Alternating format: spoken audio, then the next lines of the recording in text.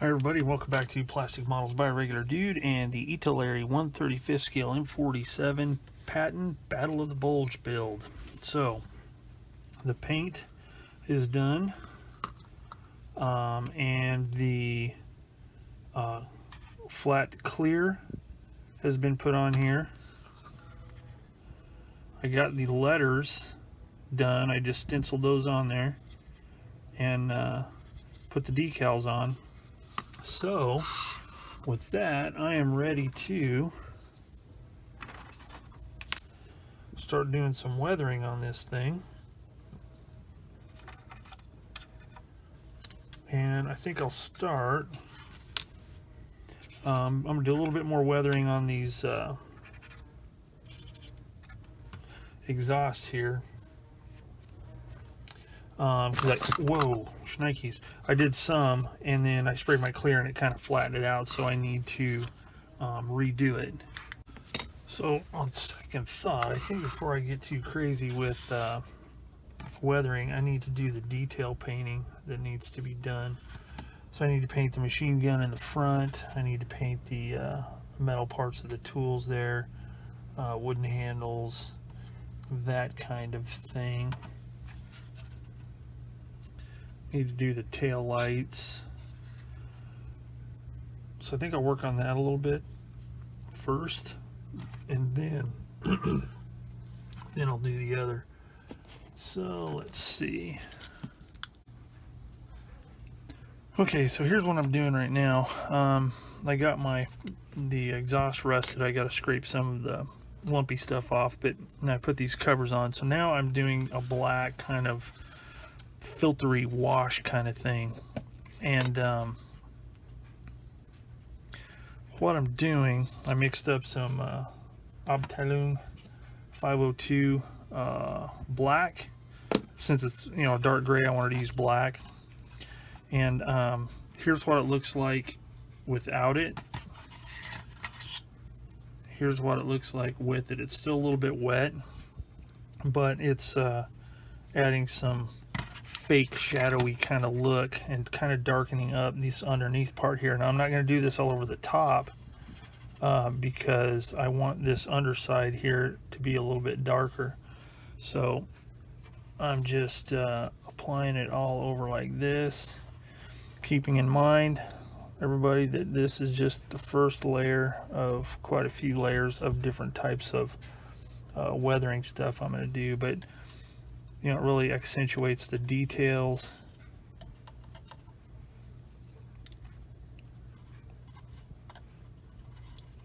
Screw heads, bolt heads, rivets, whatever. Any of the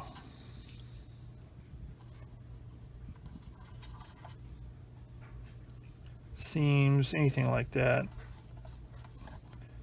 Just helps kind of pop out some of the detail. And then a lot of it's going to get covered up with dust and mud and everything else, but it's just all that layering that's going to help kind of, add some depth and,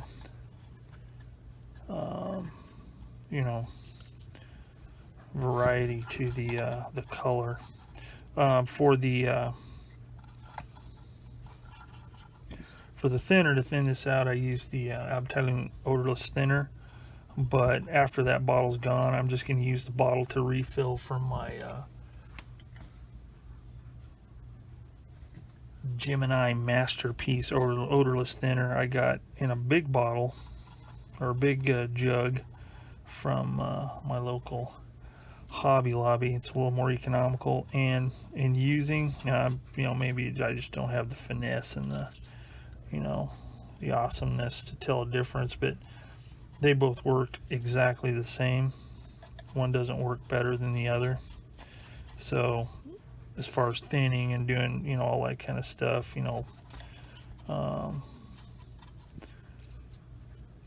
oil dot rendering, whatever, it all works really good.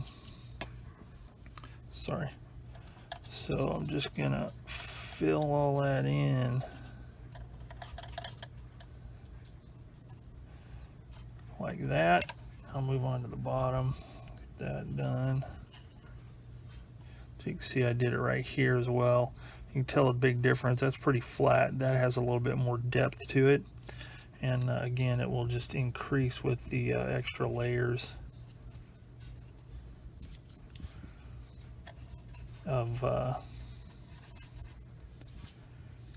and one thing to remember is whenever you're doing a wash slash filter kind of thing, you want to make sure that you frequently stir your little container of your wash so it doesn't, because if you don't, it can start to thicken up near the bottom and you get, you know, it's a little harder to control. It's not necessarily would be bad because, you know, it would just give you more variety, but, you know, it can kind of mess you up.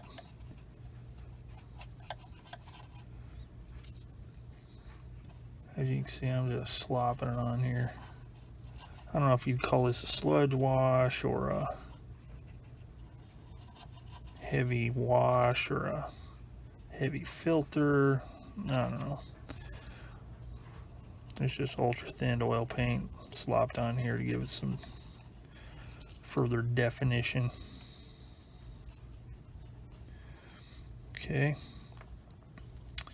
So that's what it's looking like. Now I'll do the whole bottom here. I could use a bigger brush, but this is the one I had out, so that's what I'm going to use. It's not necessary underneath here either because, you know, unless your vehicle's flipped over, you're not going to see it. Now, if you're in a contest, you may get dudes with little mirrors looking underneath saying, hey, what's all these letters and stuff like that, and why is this and that and the other? But I don't do the contest thing, so I ain't no worried about it. So just continue to slop that stuff on there. Thusly, I almost forgot to do the bottoms of those. Yeah, I gotta say that, you know, the detail on this kid, especially, I mean, it's good regardless, but especially since it's an older kid, it's just, man, the detail's really nice and defined and looks really good. Really well pleased with this kit. Now, I'm also going to do up onto this part, but I'm not going to do up on top here. And that's just to darken it up a little bit. And it'll give it some irregularity as well. Now, I'm probably going to do some of this on the top, but I'm going to use a different color. But what it'll do is it'll give it some of this blotchy, irregular look here.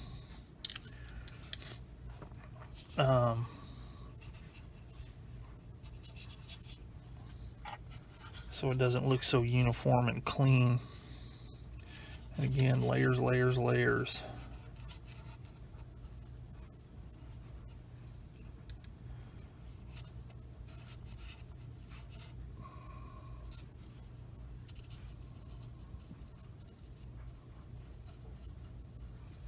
All right, so there's that. I'll run it right up on that edge there, the sides of that. Okay, so we'll let that dry for a little bit and then see what we got. All right, so I got the wash all finished. And next thing I want to do is I want to muddy up the down in here a little bit. It's not going to be real huge gloppy mud, but it is going to be some stuck on dirt and mud. And I think I've experimented a little bit down here, and I think I'm going to go with the Vallejo light brown thick mud. And then I'll use some of the splash mud to make some splashy parts. Now, if you're not familiar with this product, this is what it looks like. The thick mud is thick, really thick. And then the splash mud is a little more liquidy, but it's really thick liquid. So you can get some good splatter effects. I practiced a little bit right there, but this is the thick stuff. So what I'm going to do is I'm going to glop some of this stuff in there, and once I get it all applied where I want it, underneath and some up on the front and the back, I'll let that dry really well. I'll use some of the splatter mud, and then what I'm going to do is using my Light Dirt Ultimate Weathering Wash, clay wash. I'm going to apply some of that onto the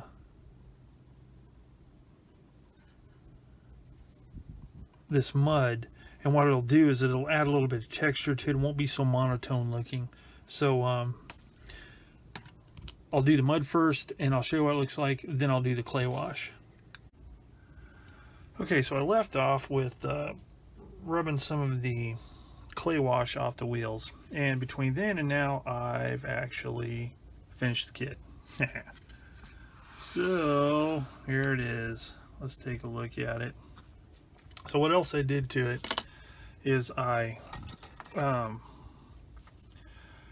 put some more clay wash on there, got the tracks installed, as you can see, did some more mud stuff, did some splattery stuff, did some oil paint rendering to kind of break up the monotony of the color, and just kind of got it all dirtied up a bit. So for all intents and purposes, it's done. Turned out pretty good. I like it. This mud, I may tone that down a little bit. It looks a little stark, so you know, if you want to give me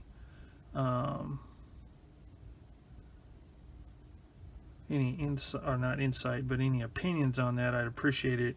It may look okay. It's just, you know, I kind of tend to be hypercritical, but it does look a little bright.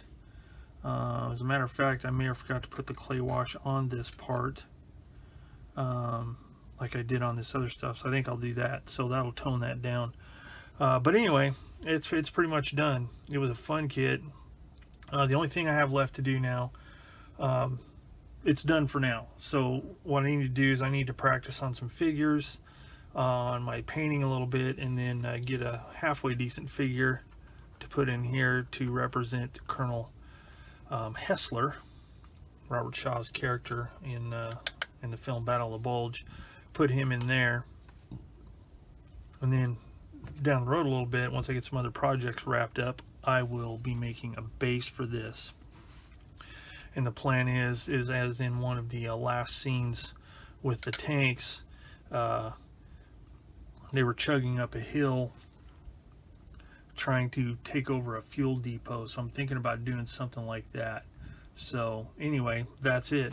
That is the Italeri 1/35 scale M47 Battle of the Bulge Patton. Hope you guys enjoyed, you know, following along on this, and I have to extend another big thanks to Peter Person for sending this kit my way. It was a really good kit, and I would suggest if you're any kind of into Cold War type armor, and you like the Patton series, I really recommend this kit. It's a very good kit. It went together with no problems. The detail is really nice on it. Overall, it's a really good kit. I really liked it. So thanks again, Peter. I really appreciate it. And that's it for now. The Italeri M47 Battle of the Bulge Patton is complete. So as always, leave any questions, comments, concerns, tips, hints, any of that kind of stuff in the comment section below, and I'll get back to you as soon as I can. So until next time, I will see you all later.